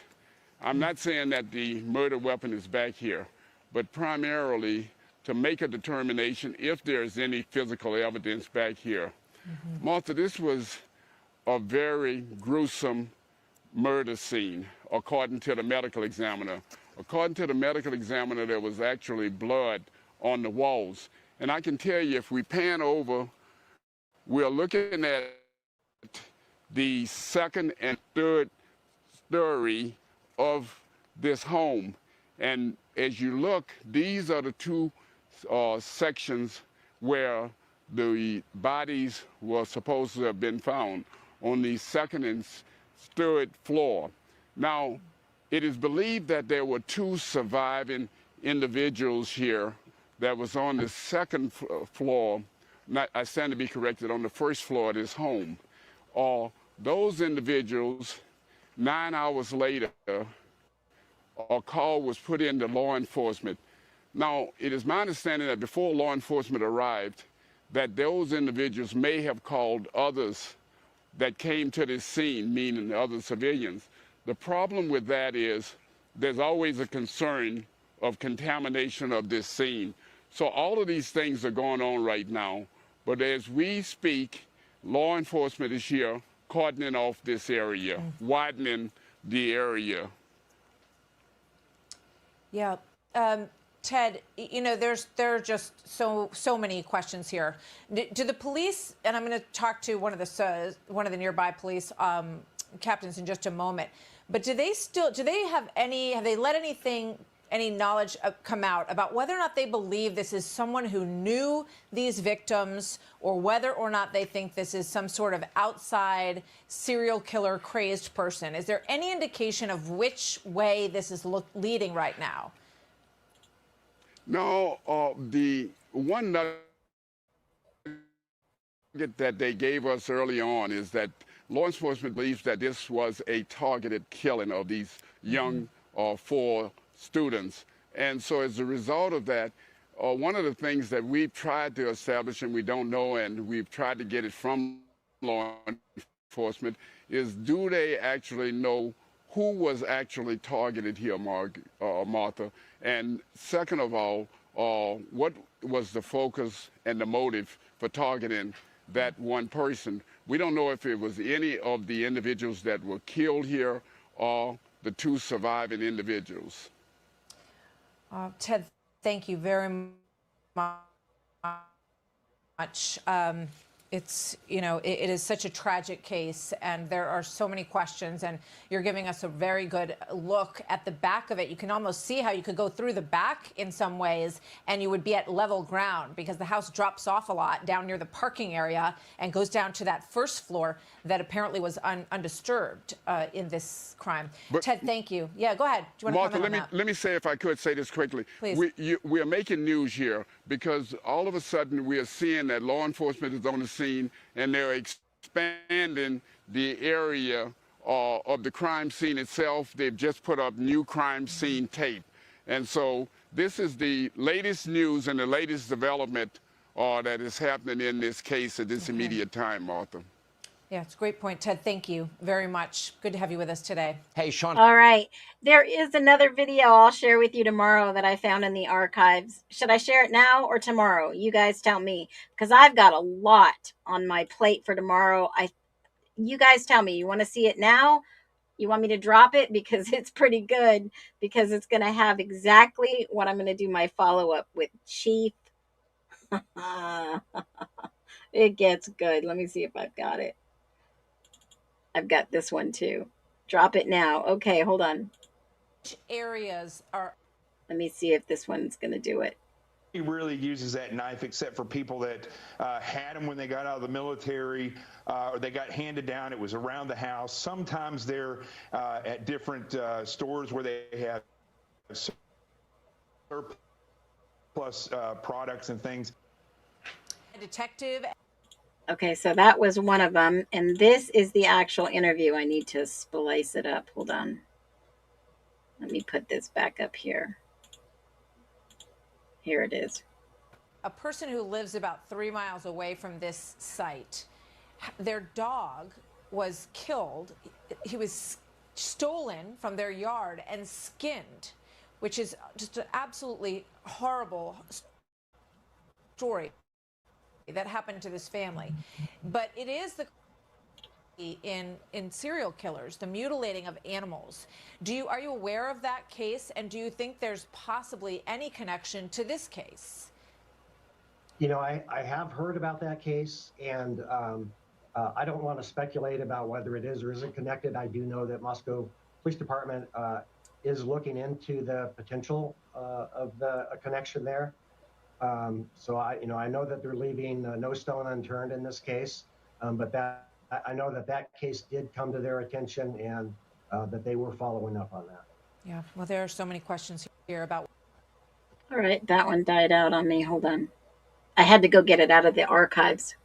here about what they mean by targeted and whether or not, I'm going to ask you the same question that I asked Ted. Is it your understanding that they have anything else that gives them the indication that this was targeted by someone that one of them or some of them knew, or whether or not this is a crazed person who came from the outside? All the information we're getting from Moscow Police Department is that it is not a random attack, that it was a targeted attack. Typically, the types of things that would lead you to come to that conclusion are the types of details at a crime scene that they don't want to release right now to the public, so that they do not jeopardize the integrity of their investigation and a potential prosecution. Well, it's going to be hard because obviously they're getting DNA from all of these individuals, and then they'll see if there is DNA that doesn't match the people that lived there. Look at the chief's face. But one of the problems is that you had all. And remember, I had to get this out of the archive, so I had to go piece by piece. So hold on a second. All of these people who apparently were coming and going, they called other people for help, apparently from the fraternity, to come over because they thought someone was unconscious. Just one last question, because maybe you've heard something about this. This one's good. It seems that there's a big discrepancy between seeing someone you know in your home and saying they're unconscious and the kind of situation that's being described, which is that there was blood everywhere. Yeah, again, I don't really want to speculate on the specifics of this investigation. I do know that there were people on different levels of that home, and so there's a lot of explanations for why that might happen, but I don't really want to discuss any kind of the potential for this particular case. Understood. Chief Jenkins, thank you very much. Thanks for being here today. Yeah, don't want to discuss that. Yeah, I bet. Especially with him knowing that his officers, like I told you earlier, his officers, he touted them as good job. You guys found this on the 28th of November. Oh my gosh.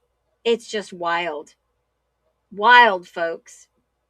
Every little thing in this case takes a wild turn. So tonight we just dropped a fireball entire night, and I hope you've enjoyed it. Tomorrow I will be back 8 a.m. in the morning. We're going to see if these two individuals are the same individual. What are your thoughts? Do you think, let me do just a real quick, do you think that this is or could be the same person? Drop a 1. Drop a 2 if you're not sure. 1 if you think this could be the same person. Drop a 2 if you think, maybe, but I'm not too sure. 1, same person. 2, creepy as hell. Wait till you see what I've got for you. Freaking wild. You guys have been amazing. Thank you, KS Jensen Art, once again, for all the love in those 5 memberships for individuals here at random. The system does it. Please make sure to hype or like one of my videos, comment and share, because for some reason, this freaking algorithm has changed on YouTube and I don't like it. So I had to start making more videos so I could get more views. So do me a favor on this Fireball Sunday night, Feisty Phoenix, drop a lot of love for my mods as they are here on their own free will. Half brothers or cousin or son. Interesting. I found some interesting things as always, folks. As always, stay grounded, stay coming back looking for the answers here, and stay grounded. Be well.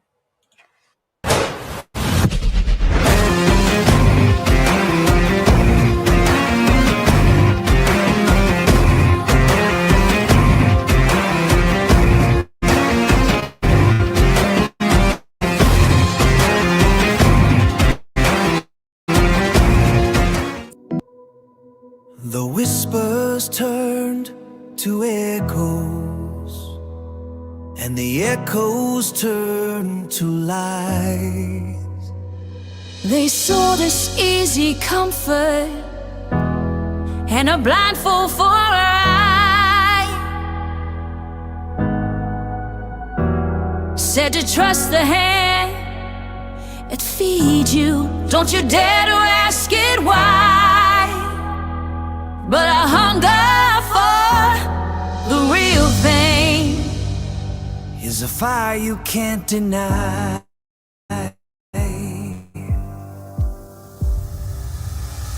Yeah, the ground is starting to shake now. Can you feel it in your bones?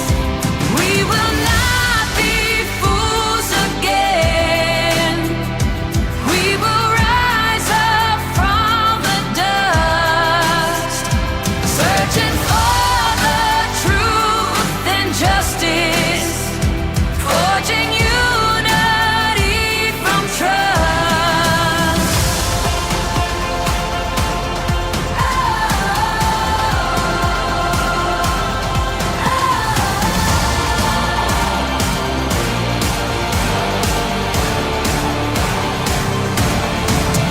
Every color, every creed now, tired of a great divide. We're looking for the facts, not fiction, with our conscience as our guide. They built their thrones on silence, but the quiet's over now.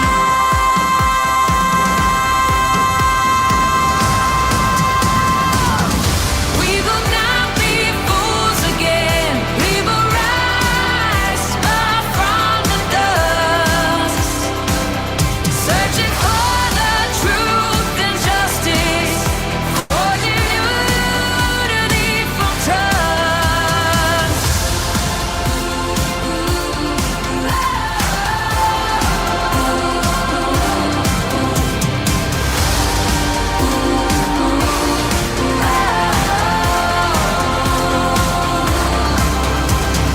Let them hear the voices, a million strong and clear.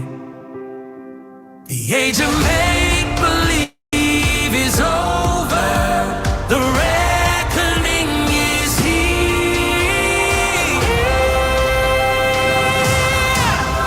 We will not be fools. We will rise for justice and for truth. We will not be fools.